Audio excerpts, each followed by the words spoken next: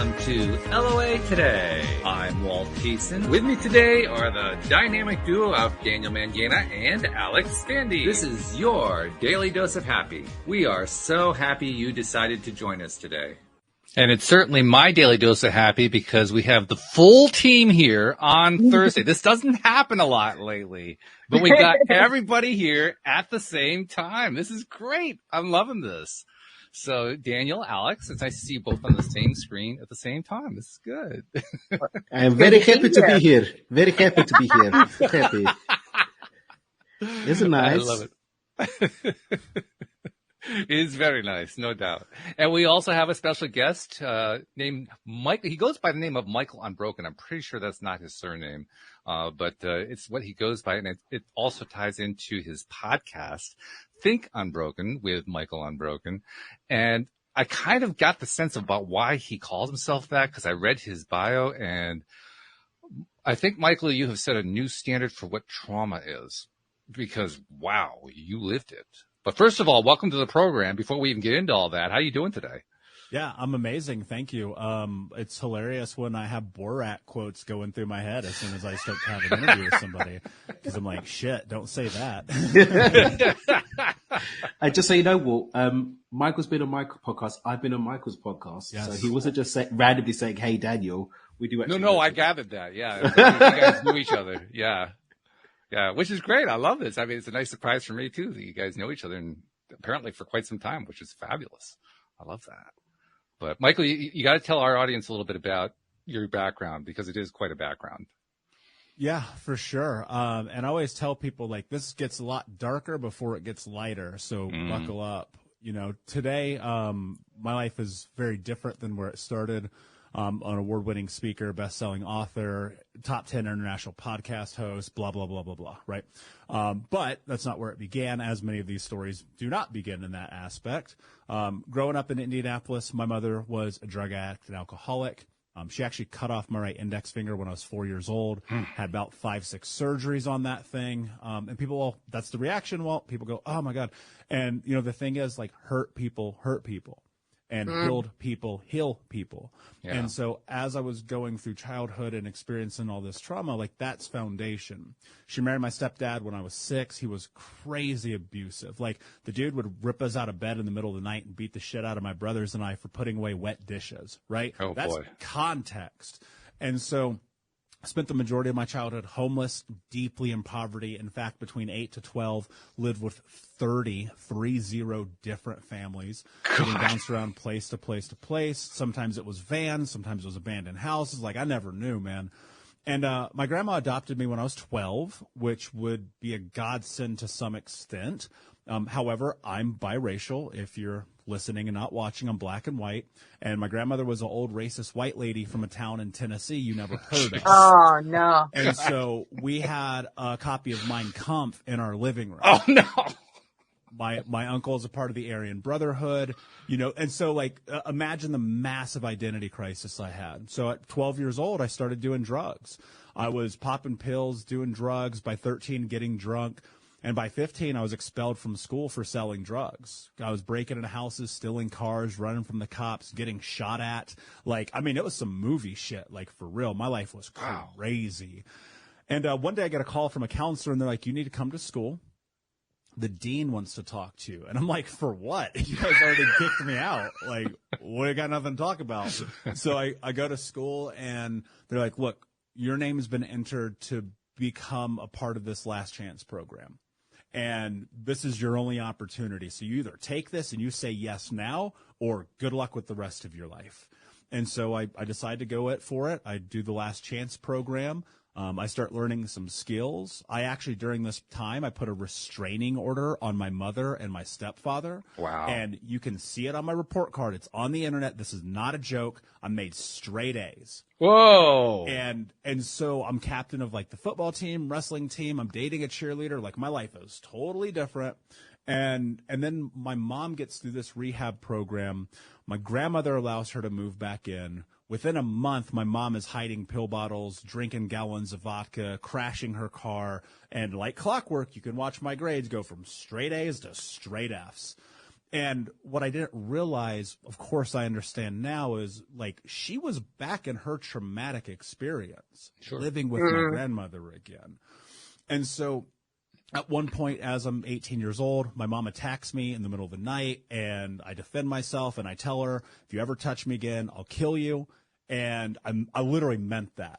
Like, I mean, I suffered so much at her hands. Like, I was like, this is the last time you ever touch me. And I said, I will never talk to you again. Wow. And until the day she died, I didn't, except I think one time.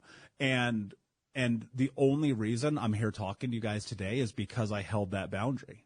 And it was the hardest decision an 18-year-old will ever make.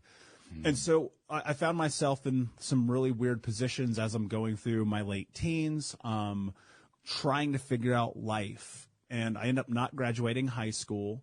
My business teacher, irony of all ironies, fails me. And of course, that's like the standard line. Of course, right? And I go up to him, and my girlfriend calls me. She's like, hey, you're not graduating. I was like, oh, no. Right? Because you don't want to be the biggest loser. And I was. Well, guys, I was the biggest loser. Like, I was so embarrassed. My girlfriend was embarrassed of me. My family's embarrassed of me. It's literally impossible not to graduate from this high school. And yet, I figured out a way to do it. And so I go up to his classroom, and I say, how dare you fail me? And he goes, I didn't fail you. You failed yourself. And then he told me the most important thing anyone's ever told me. He said, if you want something in life, you have to earn it. You can't get by on your charms and your good looks. So I go to summer school. I get uninvited from every graduation party. All my friends stop talking to me. I'm in this summer school.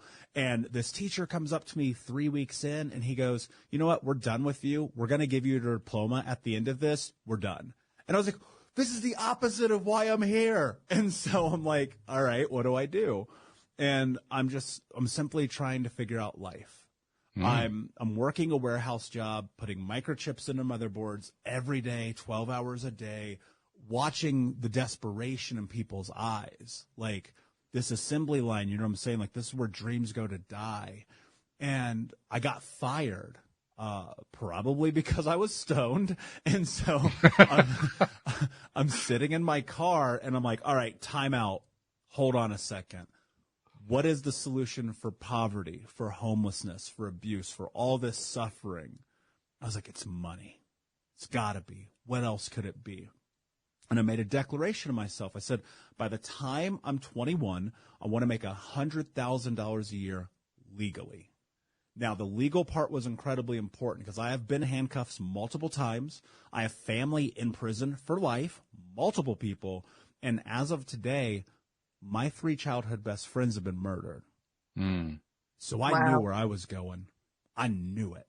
And so I made that decision, and I just started leveraging skills, learning stuff. I fell into a leadership role at about 18 and a half at a fast food joint, had 52 people under me. We were doing $1 million a year in burgers and fries. And I made every leadership mistake known to man, because what do you think 18-year-olds do with other 18-year-olds? And I was like, this is not the path. And one of my friends, I was chatting on MySpace with him to age myself, and he's like, I just got a brand new Tahoe. And I was like, well, you're the same dummy who used to get stoned and skip school with me, so how did you do it? And my eyes opened to the first time ever. This is probably one of the most pivotal moments of my life to the possibility of what you can do. He says, I got a job at an insurance company. And I was like, boom, just completely, I didn't know you could do that. Like, I didn't know that was possible because all I knew was buy here, pay here, repos and evictions, working assembly line jobs. That was my reality. And so I said, that's the path to 100,000. And so for the next 2 years, all I did was get rejected hundreds of times. Do interviews. Nope. Do phone calls. Nope. Blah, blah, blah. And I end up, right as I'm about to turn 21, I land a job with a Fortune 10 company. Ooh. No high school diploma, no college education. And I flub on this. And a couple of weeks ago, I pulled up my old W-2 because I was like, did I really make 100,000 or did I make that up? And so I pulled up my old W-2, and at 21 years old, I made $96,800. Wow. Nice. And the thing that happened with that is it destroyed my life. because I was making money. I was blowing it all. I was 350 pounds, smoking 2 packs a day, drinking myself to sleep, high from the moment I woke up to the moment I went to bed, sabotaging every relationship, suicidal, like you name it. Yeah. And at 25, heading into 26, I hit my massive rock bottom, and I'm laying in bed one day. It's 11 o'clock in the morning. Keep in mind, I'm 350 fucking pounds. I'm eating chocolate cake, smoking a joint, and watching the CrossFit Games. Yo, if that's not rock bottom, I have no idea what is. And I pulled myself up off that bed, which didn't even have a frame. I was sitting on the floor because I was 40 grand in debt. Oh, forgot to tell you that. And so that's almost like adding insult to injury at that point. It was just nonsense. And so I go in the bathroom. I'm looking at myself in the mirror, and I remember being 8 years old. And the water company had come and turned our water off. They were always turning off our water, our heat, our electricity, our power, getting eviction notices. And for whatever reason, this blistering hot Indiana summer day, I go in the backyard, I grab this little blue bucket, and I walk across the street to our neighbor's house. And for the first time, I stole water. Wow. And I remember being like, when I'm a grown-up, this won't be my life. And it wasn't in a lot of ways, but I was still that hurt, lost little boy. Yeah. And as I looked in the mirror, I asked myself, what are you willing to do to have the life that you want to have? The answer was no excuses, just results. And what that meant is I was no longer going to negotiate with myself. I was no longer going to be a victim. And I was no longer going to blame the world for Michael's problems. And clarify one point. When you say you weren't willing to negotiate with yourself, what did that mean? Well, think about this. Every single day we are faced with doing the thing that we know we need to do. Your heart, your spirit, your soul, it keeps you awake at night. You're like, if I just did this, my stupid life would be better.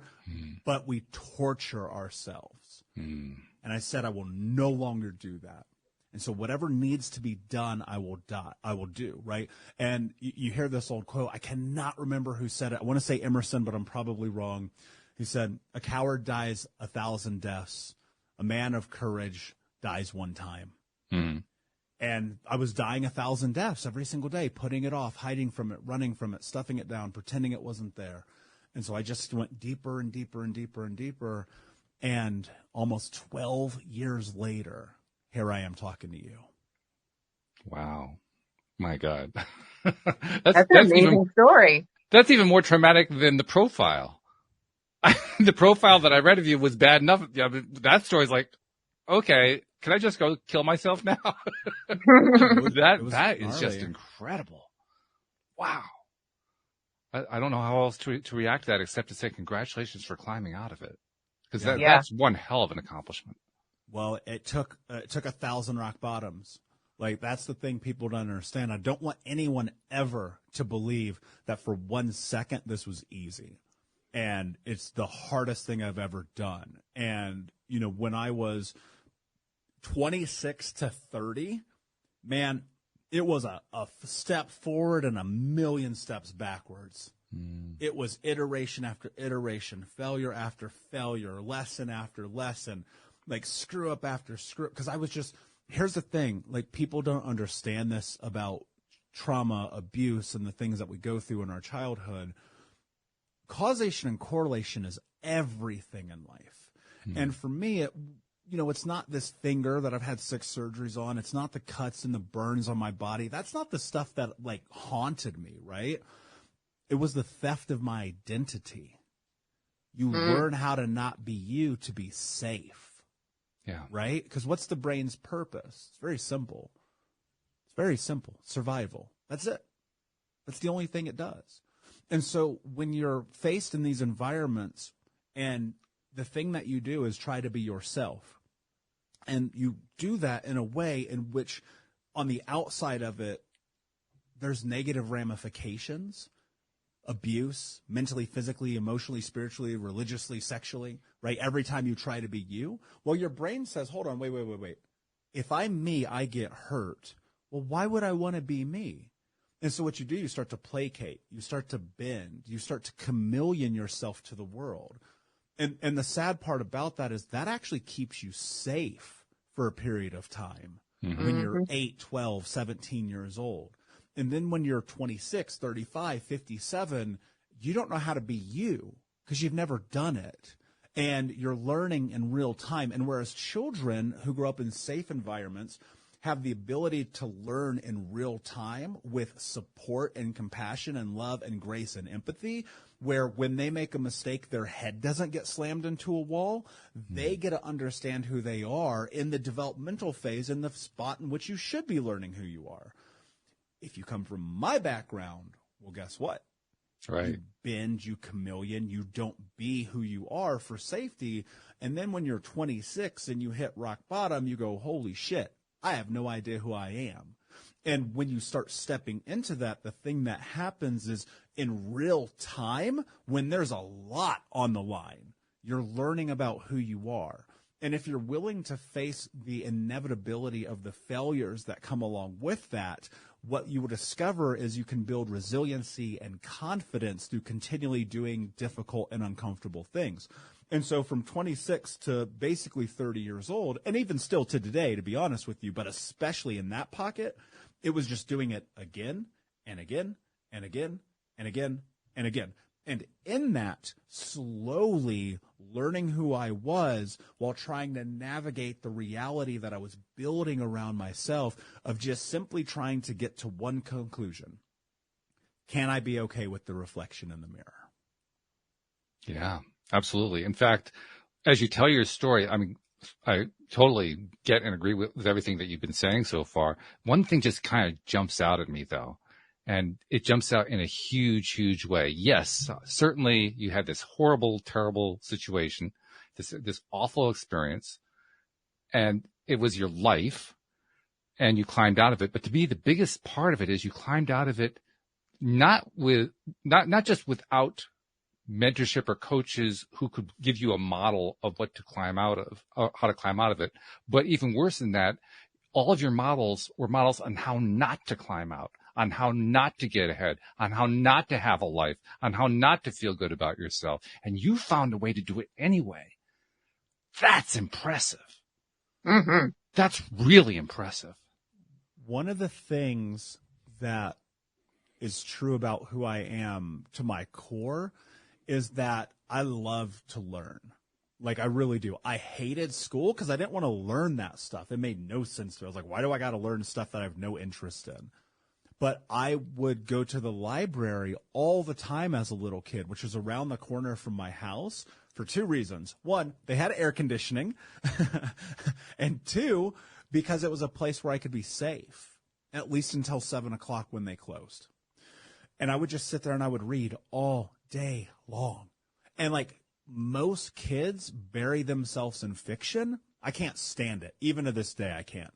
And as a kid, I would be reading books about athletes and musicians and business people. Wow. I would be reading books about all of these things. And it still wasn't like solidifying into me like possibility. It was just always sitting and thinking like, these guys did it, so maybe one day I can too. And that's the only thing I ever thought about. And what happened was, like, when I'm in my 20s, my points of measurement for possibility was really media and looking at, like, trying to figure out what it meant to be a man through hip hop culture, through movies, through my friends. And none of those things support now my idea and understanding of what being a man means, right? And so it was very different then, because my number one thought was, okay, if I go make money, people will like me. If I wear custom suits and I drive an $85,000 car, everything I did, Walt, was for everybody else.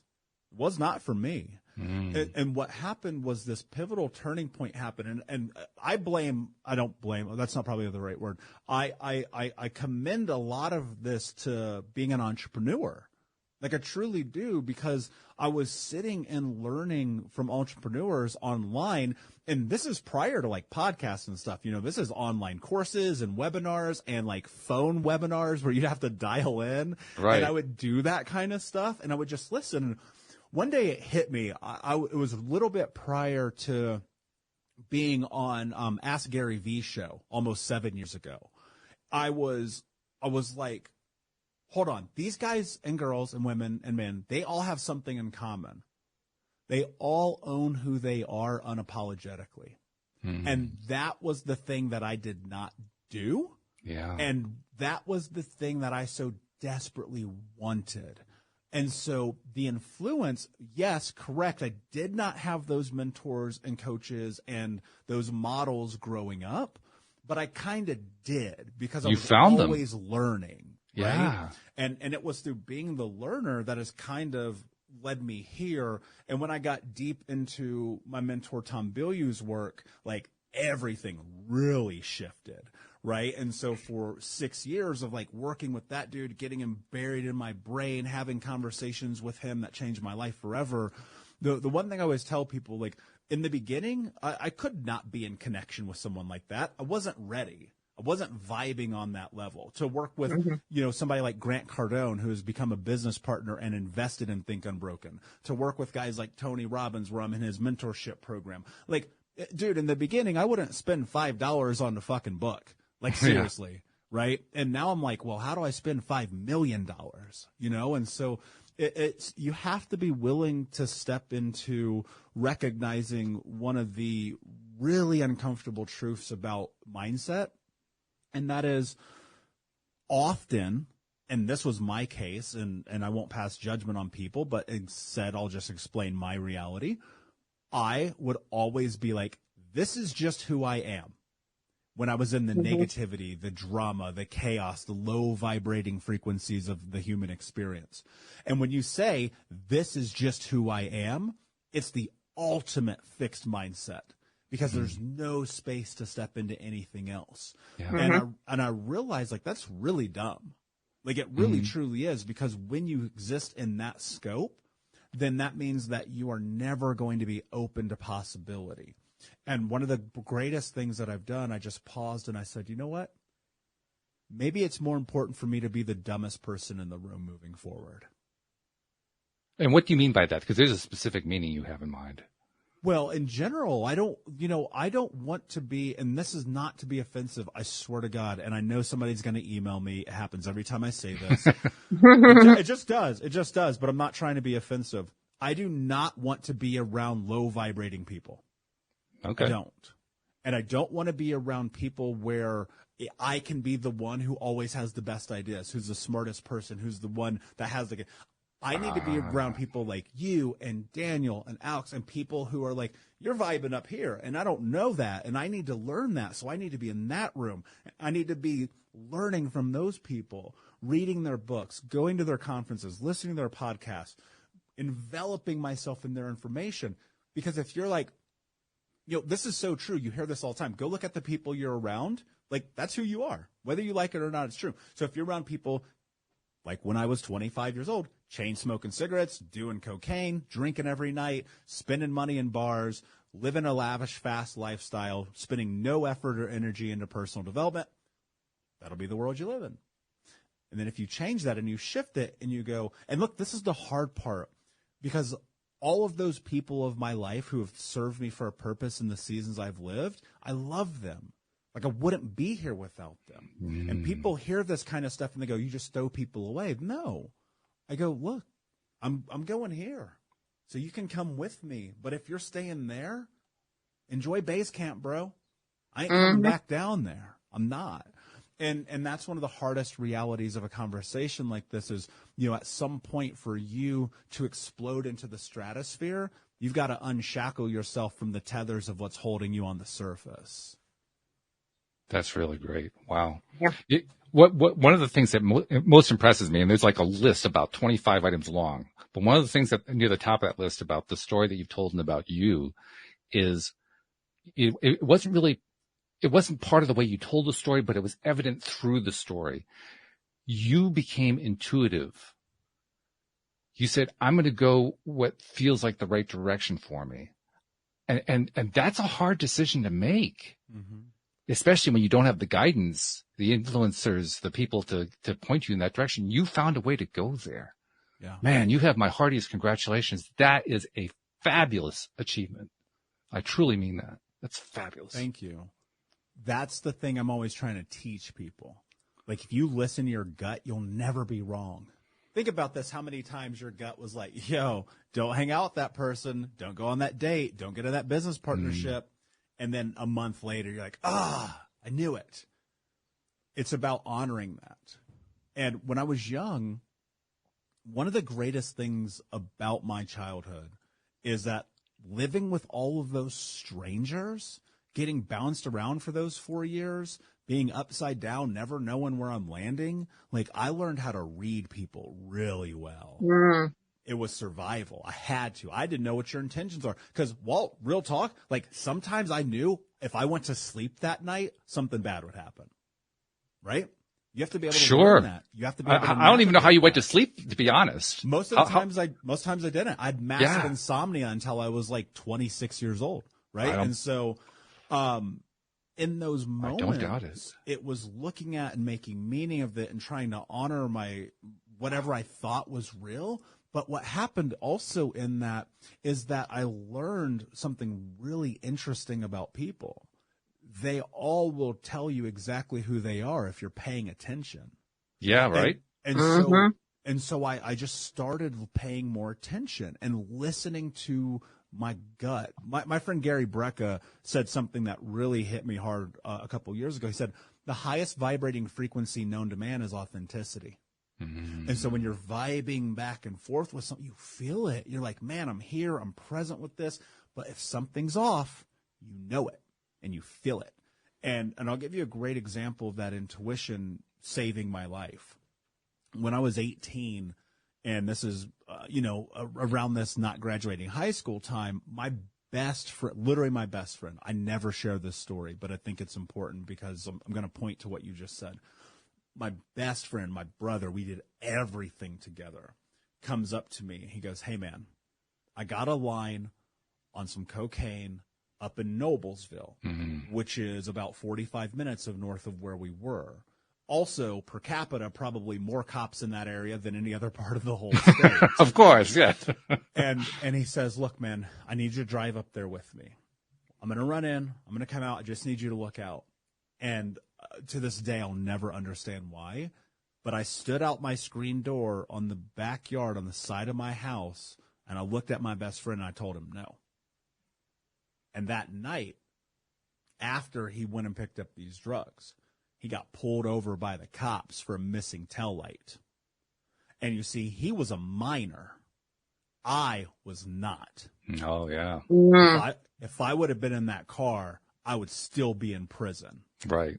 And there's something so incredibly important about trusting yourself in this journey, in the day-to-day, in your relationships, in your career, in your friendships, in intimacy, and everything, and not, this comes back to my point about negotiating, and not negotiating with yourself about it.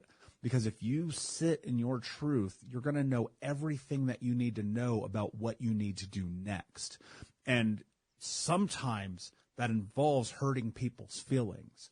And it's not because we want to, and it's not because we're assholes. It's because we have to put ourselves first. And we live in this very backward society where everyone always says, make sure you put other people first. You serve yourself last, because you have to be this amazing, altruistic, philanthropic human being, when in reality, that's not true. What you actually need to do is to own and honor your truth and your reality first, so that other people can grow alongside with you. And that's one of the hardest realities of this journey. I think there's the whole thing of, like, you've got to be in service to be of service.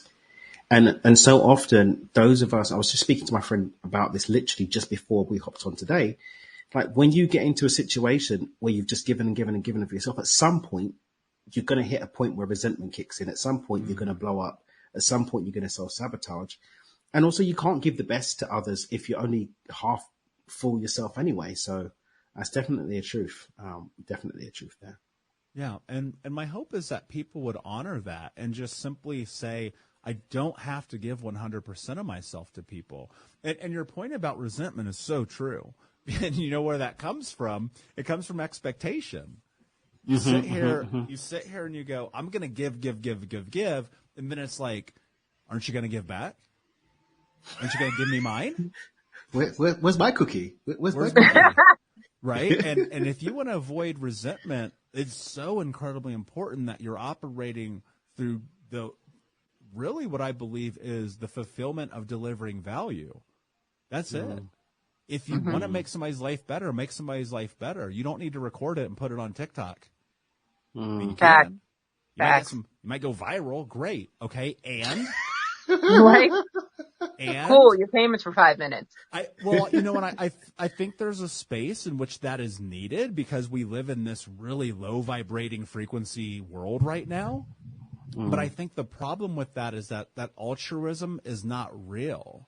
That space of I'm going to give. Well, hey, let me record it with my phone. Hey, watch me give this homeless guy $200. Oh, I feel really good about myself. That's not necessary.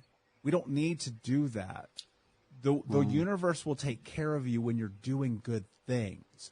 The virality of that comes very simply because we live in a society that is so downtrodden, that is so fast to cancel you, that is so quick to point you out. This is really funny. I do a social experiment. If you guys are ever feeling brave, you can try this. What you do is you post, I'm serious because it's going to be interesting. When those words come out of your mouth, all of a sudden I'm worried. Like, okay. You should be, because I'm going to tell you why. You take the most polarizing thing that you've ever said and you post it on social media. Oh, geez. And for 24 hours, you buckle the fuck up. Because you're going to get destroyed. You're going to get canceled. You're going to get hate emails. You're going to get unsubscribes. You're going to get people telling you not to ever be someone who's of service again. But at hour 25, they won't care anymore. Yeah. And that's the thing about this. It's you can do a million good things, but you be polarizing one time. Make one mistake, oh, perfect person, and watch you get flamed. And that's the problem with society right now is like you can be of service, but you have to understand something. Being of service also means standing for something. And when you stand for something, that means not bending to the will of other people and placating them because you're scared. Because I'm telling you, I do it all the time. Just to see what happens. And I lose followers and people email me, but it's about holding true to I believe in this so much I'm willing to put it out there. And if you want to cancel me, you can try, but I'm uncancelable. I'm not going to be canceled because you don't like me. Because guess what? When you grow up like I grew up, I don't give two shits about the way that you think about me. What I care about is how I feel about myself when I go look in that mirror. Yeah. And that's everything. That is everything. And people are going to cancel me just for saying that. And they're allowed to do that. What's an example of something polarized that you've used for your experiment? She wants some pretty details. Where's my buckle? Where's my buckle? Yeah, put your mouthpiece in. The truth. So, a little bit into COVID, I wrote a very simple thing. I said, there are people who are going to find success in this time, and there are people who are going to waste it. And at the end of this, we're going to find out who did what. Wow, that's not all that controversial. That's really interesting. Yeah, not really. It's not. But, people destroyed me for it. It's a pandemic. I was like, so? Every day is a pandemic. Life is chaos. Life hurt all the time. And if you're like sitting at home watching Netflix, you all know somebody who did this. They got the government check. They watched Netflix for 2 years, and now their life is a disaster. Mm-hmm. And COVID was the hardest thing that happened to some people, which is heartbreaking. It's devastating. I lost people in my life over it. Like, there's nothing fun about it. It's not laughable. Like, it sucks, right? But every day that happens. Every single day. And it's like this time that we're given on this earth, if you waste it. And look, I'm the guy who there's a video game called, I think I told you this, Daniel. There's a video game called Diablo 2 that came out in the early 2000s. And I put 2,000 hours of gaming time into that. Oh my goodness. Go look at my life, right? And being polarized, standing on those platforms, like, it's okay if people don't like you. It's okay.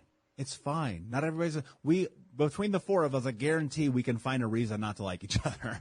I guarantee it. We stay in this conversation long enough, we can find it. But that doesn't mean I'm not going to value your thoughts and your opinions and your feelings and be able to sit here and have an open discourse about it, knowing that it's not Here's the problem. People are always seeking resolution. I want you to come over to my side. I'm like, no, I just want to understand why you think that way. That's it. And that's the thing. I think about that in this trauma scope too. It's like, if you can just understand how you got to where you are and why you behave the way that you behave and do the things that you do, well, now you can start to create change around that. And the reason I post things that are polarizing on the internet is because I want people to just think about it for a second. Life is not this beautiful, crystal clear ocean every single day. Sometimes it's stormy, and sometimes your boat gets smashed against the deck. And in that, you have to ask yourself, am I willing to go and right side it, to get back on and continue to move towards my destination? I especially love how you were just talking about, you were saying something that you say it differently from the way I say it, from the way I talk about it here on the show, but it was essentially the same message, that you value perspective and you value the people behind the perspectives. You don't have to agree with everything that they say, but you can find common ground for agreement, and you can find it in the perspective, even if it's perspective you didn't like. That, I mean, man, I'm totally on board with that. I think that's wonderful. Yeah, I think it's important because if you trace the lineage back enough, like, and this is true because effectively we're all atoms at the end of the day. But if you trace it back in your genealogy, at some point, every single one of us is connected. Now, you might have to go back a bazillion years, but we're all brothers and sisters, right? We're all brothers and sisters. Oh, yeah. Why are you going to war with your brothers and sisters? Why? So you get to say, I was right? Nobody cares anyway. Just be okay with the fact that everyone's different. Everyone has a different opinion. Everyone has a different thought. I mean, think about this. I'm the guy sitting here tattooed head to toe. I'm 6'4", got gold in my nose, around my neck. I live a lifestyle that's who I am. And people will be like, what does this guy know about kindness? And I'm like, everything. I thought you were tall. I didn't know you were 6'4", Mike. I knew you were probably tall. You've got a tall look about you. Yeah, man. Can't dunk, though. Well, if it makes you feel better, I'm 6'8" and I can't dunk either. So, Really? Well, I could have, about 30 years ago, I might have had a chance. At 65, I don't have enough leap to go 3 inches. You guys are just wasting your height. I'd be This dunking is every what I'm day. saying. That would have been my primary directive. My height's for martial arts, man. I got wingspan. There you go. There you go. Wingspan counts. It really does. Yeah. But what counts even more is perspective. Oh my God. You can't let go of this. This is great. 5'8" and change. You guys out here a full foot above me and you're not touching the rim. Daniel, it's time to let go, buddy. Okay. Thank you. I'll go do some healing around that. Please do. You got to change that narrative, man.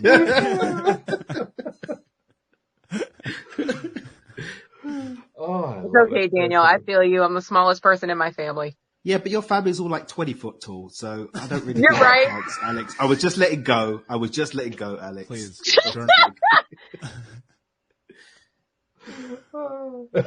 We always end up giggling on this show. Even coming through such a dark story, we end up giggling at the end. You got to be able to laugh, man. I tell people this all the time. Like, even in my telling your story, I'm laughing telling it. It's dark, and it's interesting. I don't know if I've ever told anybody this on a show before. I cut my teeth doing public speaking, doing stand-up comedy.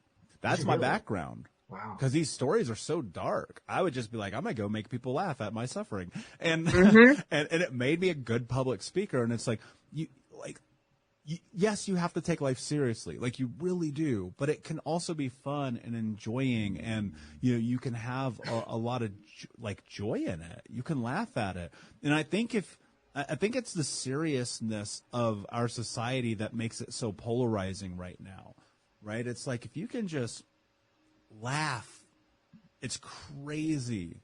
Not only the way that it impacts your literal physical brain and the chemical release in that, and it's serotonin and dopamine, and it makes you feel good, but also you kind of get to sit in and go, yeah, maybe it wasn't that serious. I mean, there's some things I'll never laugh at, like for sure. Like there are some things that probably don't need space for joking about, but there's maybe like 3 things I can think of. Everything else, it's like there's always a little cloud of hilarity in it because you go, we're all humans having a human experience, making massively human mistakes, and it's like, can we just let go of it? Can we just be okay with the fact that we're all screwed up? Well, especially since we all get to choose what we're going to laugh at. So if we don't want to laugh at A, but we're willing to laugh at B, then focus on B. Yeah. Mm-hmm.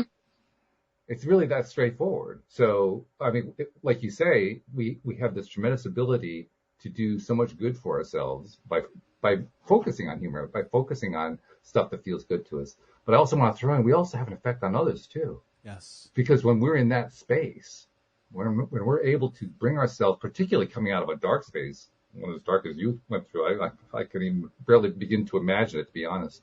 But when we come out of that kind of space and we can find a space to be humorous and to feel good and to feel joyful, that's contagious. And do you know what else it creates? The thing that people don't really ever connect the dots on? Between 2 people or one person and multiple people or groups, the thing that it creates is empathy. Yeah, well, sure. Right? Yeah. Empathy, because you get to sit in there and you go, I resonate. I get that. I connect to that. And I think if we can be more empathetic with each other and just, again, it's about the humility of being willing to just step back a little bit and go, I get it. I didn't live it, but I get it. Mm. How interesting that empathy comes out of feeling good. It's not the way people often associate it, but it comes out of feeling good. Yeah. Yeah, you don't get too much empathy. You don't find too much empathy by feeling miserable. In fact, you usually feel alone. Right. Yeah. Alex, you've been jumping in quite a bit on this, which I'm loving, by the way. I'm curious to know. I have a pretty good idea, actually, but I want to ask anyway. Talk about your impression about Michael's story and Michael and stuff. What are you thinking right now? I think he's a very good storyteller. I enjoyed even though it was about trauma, I still enjoyed the story. Yeah, me too. He's an excellent storyteller. And well, this is unfair because Dan already knows, and I mean they've been on shows, podcasts, and so forth. So like this is home field advantage is what it is. But Daniel, what's your impression? Well, I think it was great to see because I've listened to interviews of Michael in other places. I follow him on social media. I like to watch his content. And I've interviewed him and been interviewed by him, but I've not been in this dynamic where I've actually been in the room where he's being interviewed. So that was interesting to see. Yeah. Yeah, it's always fun. I think there's something, I mean, when you're doing the kind of work that we do, you should know your story so that you can tell your story and know your things or whatever. But you can tell when someone's telling a story that they're telling a story. You can tell when someone's telling a story that they're living. There's a difference between the two. And it was great to have that experience of the authenticity of Michael's telling in a different framework. That was interesting. Because it is authentic. There's no doubt about that. It's real. Yeah, it's real. It's true. It feels real. And I'm still I'll tell you, Michael, I go back to what I said at the very top of the show when you first started telling the story and I gave my first reaction. I'm still sitting here in shock that you were able to climb through all that. The level of how impressed I am has not yet been met. It's just, I'm incredibly impressed with you. You are an impressive human being. Blown away. Well, and thank you to all you guys. I mean, that means a lot to me, but it all comes down to, again, like that. I'm telling you, if you go put yourself in front of that mirror and you look at yourself in the eyes, you're going to find out everything you need to know. And in that process and in the growth, what starts to happen is just slowly but surely, because, I looked at myself at 27, even though I was a little bit into doing this journey at that point, and I realized I had no confidence. I had no self-esteem. I didn't believe in myself. I was working a minimum wage job because, I needed to support my growing business, and, at one point, borrowing money from my girlfriend to pay rent. You know what I mean? Trying to grow that, and having a photography studio at one point where I was making freaking $20 a shoot to 15 grand on a Saturday.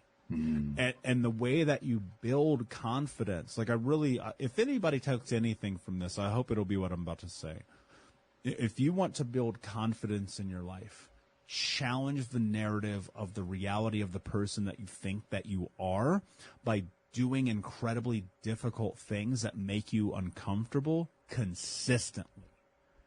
And as you do that, you will start to understand what you're made of, right? And I think a lot of it also has to do with the physical endeavor of it, right? Can you challenge yourself to not smoke, not drink, not get high, to eat well, to move away from copious amounts of porn and gummy bears and chocolate cake and hanging out with your friends at the barbecue all day and not really pushing yourself physically, right? Can you challenge yourself? And at the beginning, I'll tell you, you don't get to 350 pounds by accident. It takes a lot of hard work, actually, believe it or not.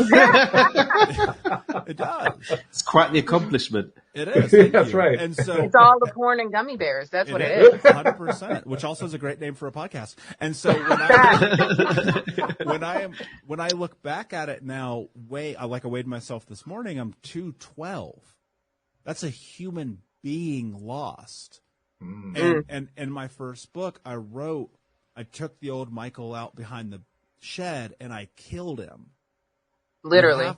You have to kill your demons. You have to, and the only way you kill them is by facing them. And by doing so with grace and compassion and empathy for self, and finding support along the way and recognizing that you can't do this alone. Weight is a good measurement for a conversation like this because it's tangible for most people.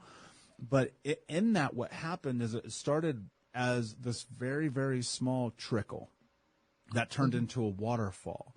And it started with me in my living room doing yoga on DVDs by myself. And then forcing myself. I actually literally just had the photo pop up the other day, 8 years ago, being the only dude in a room full of sweaty, hot women doing hot yoga.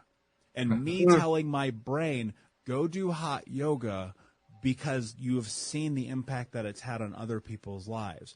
And to stand at the threshold, I'll never forget this. Stand at the threshold of the doorway of walking into that hot yoga studio for the first time, terrified.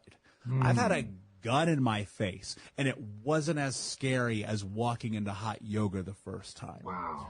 And why do you think that was? I got to interrupt for a second there. Why do you think that was scarier? Because that's an important point, I believe. Because I was 350 pounds, and there's all these fit, strong, pretty people, and then there's me.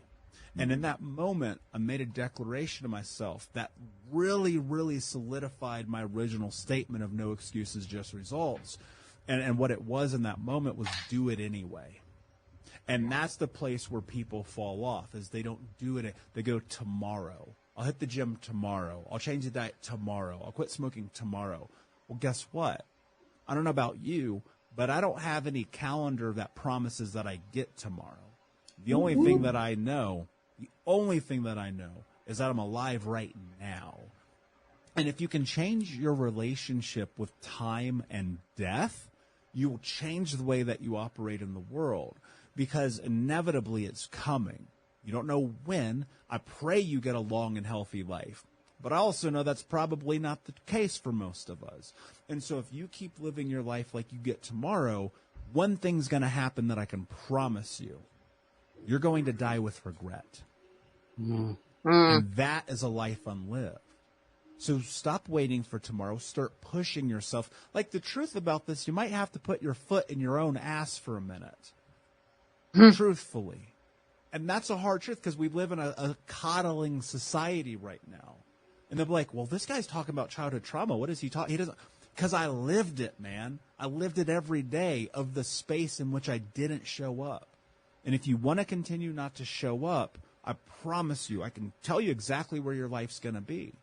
But if you're willing to push and to stand at the threshold of that doorway, and that doorway doesn't have to be hot yoga. That doorway can be starting the podcast, leaving the relationship, starting the side hustle, leaving the city you grew up in, right? All of those things are the doorway to what's next. And it's what keeps you awake at night. And if every single night you put your head on the pillow and you are just destroyed with your own thoughts about the decisions you must make, that is the threshold to what's next. And until you do that, you will die 1,000 deaths. And they aren't fun. Not one of them. Every single one of them is misery. That is an absolute truth. I want to ask you a little bit more on the time that we have remaining about the word that you just used, because it's one we talk about a lot. You talked about relationships. You've talked about it in terms of, particularly in terms of relationship with yourself, but also in relationship with your fears, with the false sense of yourself that you were talking about, killing that false sense of yourself.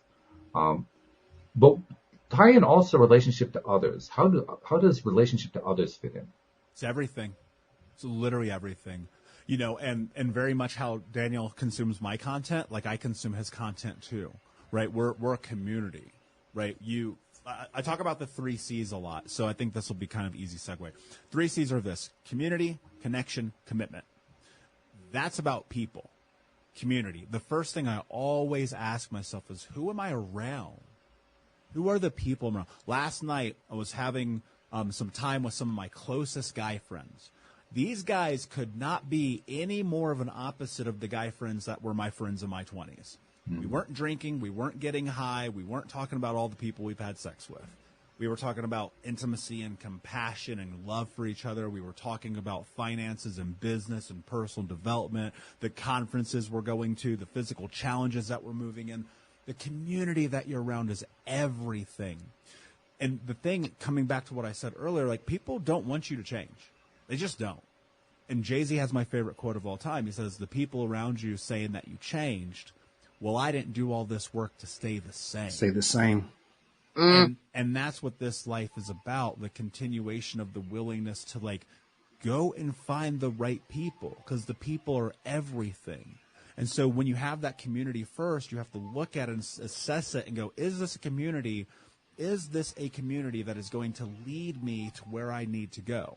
Right? Are they going to support me? Are they going to pull me up? Are they going to effectively call me out on my bullshit? Right? Because you need that. The connection aspect of it is making sure that the connection is authentic, right? Because just because you're in a community doesn't mean you're in the right one.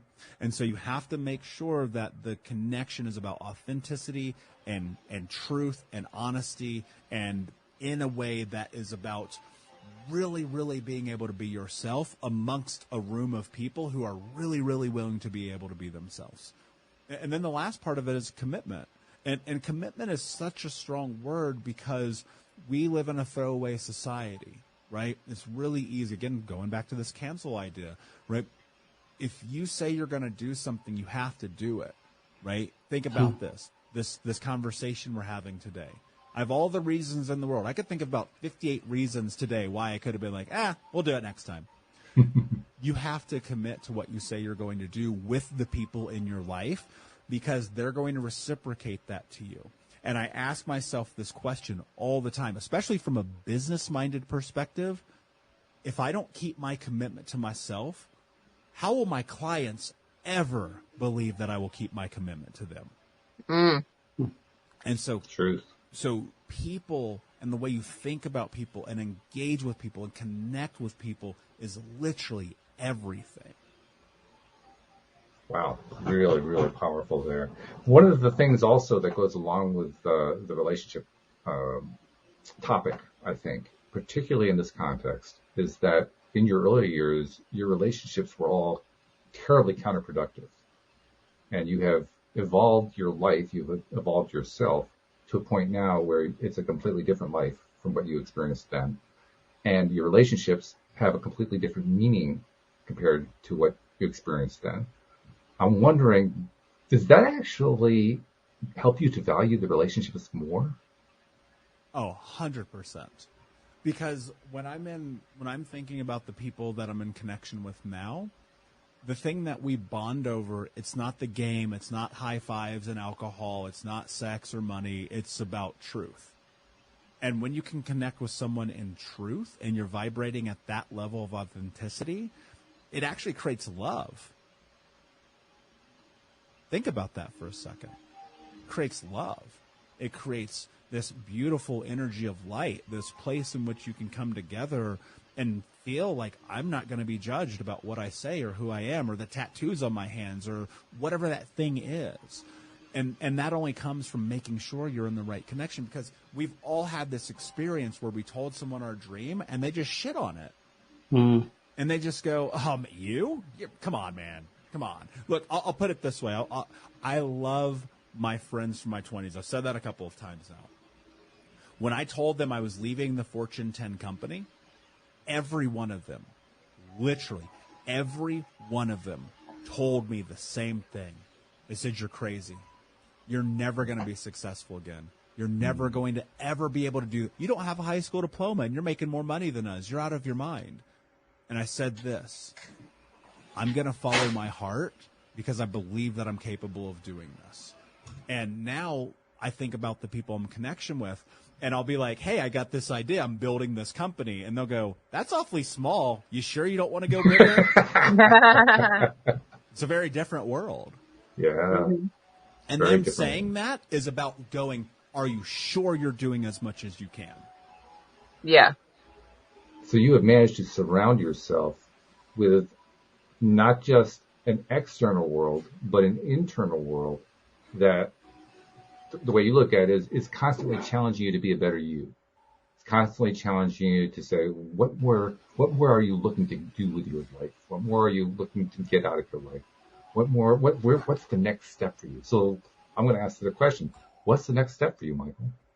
Yeah, well, look, at the end of the day, my mission's very simple, and it's to end generational trauma in my lifetime through education and information so another kid doesn't have a story like mine. Wow. Mm. So Wow. what does that mean? I got to do whatever it takes to get there. So I got to build more businesses. I've got to speak on more shows. I got to have more guests. I got to be on more stages. I got to write more books. I have to show up better in my own life every single day with my mental, emotional, physical, spiritual, sexual health every single day. I got to be a leader. I got to lead me first. I've got to be in connection with people that I can look to that are going to push me. I got to make sure that every single day I'm operating with clarity by writing down my goals and showing up and pushing, especially in the moments when I want to procrastinate or I face fear. Not in the moments when I need rest, because if I'm going to rest, I promise you I'm resting. But in the moments where you have to push forward. And ultimately, it's about having massive, massive clarity that is the direction that I'm going until the moment that it changes. Wow. Damn. This is one of the most impressive and interesting and amazing interviews I've ever had the privilege to conduct. And I've had some amazing ones, including the other people on the screen here, because they're both really very interesting and fascinating interviews. But Michael, you're setting a new He sets a standard. He sets a standard. Like, oh my goodness. Everybody else who plans to be a guest on the show, you have just seen what the new high is. This is where you have to be aiming at. Well, and look, Wow. this standard is the standard I set for myself first. Period. Mm. It pays off. The show is Thinking Unbroken with Michael Unbroken. You can find it, I imagine, everywhere. Is there any place you're not found? Let's be honest. Is there a place you can't be found? Everywhere. You're everywhere. Everywhere. We'll also include a link in the the show notes about how to find the website. They can find their way there quickly. But man, thank you so much for coming on the show, talking about your story and talking about what you have learned in your life. Because what you have learned, my God, if everybody can learn this, we're gonna have the most amazing world in the universe. Right? It's an honor, my friends. Thank you so much for the opportunity. And I have mad gratitude for being able to be here, because by being on this show and you helping me spread this message, you're now part of my mission, and I'm grateful for that. Well, thank you for including us. Yes. Very much appreciated. And Daniel and Alex, as usual, you're very much appreciated as well. Thank you so much for everything you guys do to contribute to the show. And thank you, live streamers. Thank you especially to our podcast listeners everywhere, because we'll see you all next time here on LOA Today. Goodbye, everybody.